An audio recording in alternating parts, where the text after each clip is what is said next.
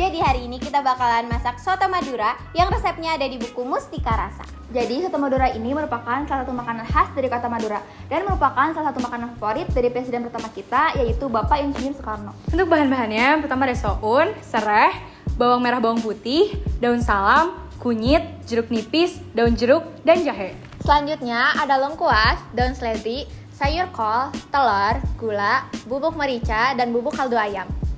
Lalu ada ketumbar, bumbu ayam, kemiri, dan daging ayam. Selanjutnya, mari kita masak.